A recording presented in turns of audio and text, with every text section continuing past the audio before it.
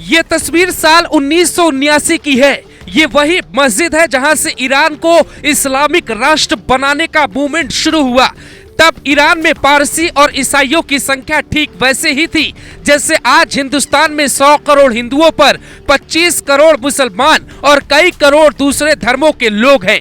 ठीक 45 साल बाद इसी मस्जिद से ईरान के सुप्रीम लीडर खामनेई ने फिर इजराइल को मिटाने का ऐलान किया है। और अगर दुनिया के नक्शे से इजराइल मिट गया तो पूरी दुनिया में इस्लामिक राष्ट्र स्थापित होने में वक्त नहीं लगेगा। लेकिन सबसे बड़ा सवाल है कि वो रिपोर्ट कौन सी है जो भारत में तेजी से वायरल हो रही है, और रिपोर्ट पढ़ने के दौरान हर इंसान की जुबान पर एक ही शब्द क्यों आ रहा है, और वो शब्द योगी आदित्यनाथ क्यों है। आज उस सवाल का जवाब आपको मिल जाएगा जब आपसे लोग पूछते हैं योगी क्यों हिंदुस्तान के लिए जरूरी है।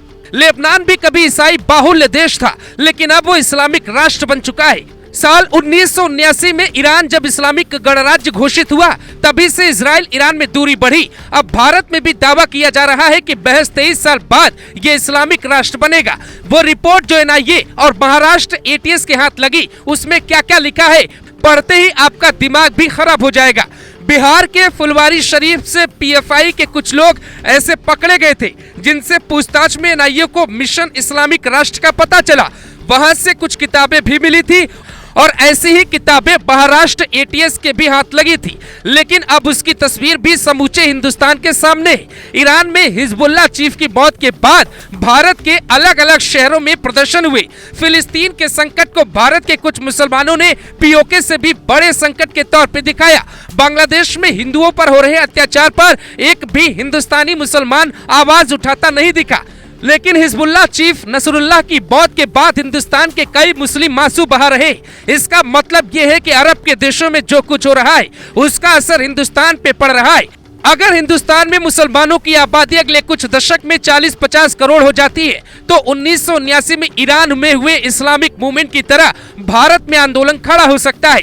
अब जरा इस मस्जिद की कहानी समझिए। जिस मस्जिद में लाखों ईरानी मुसलमान अपने नेता खामनेई को सुन रहे हैं, उसी मस्जिद से ईरान के संकट को टालने के लिए बार बार ऐलान किया जाता रहा है। और भारत में भी जब कुछ होता है तो कई घटनाओं में मस्जिद से ही ऐलान किए गए। इसीलिए सरकार वक्फ बोर्ड पे कंट्रोल चाहती है, अवैध मस्जिद मजार मदरसों की सूची बनवा रही है।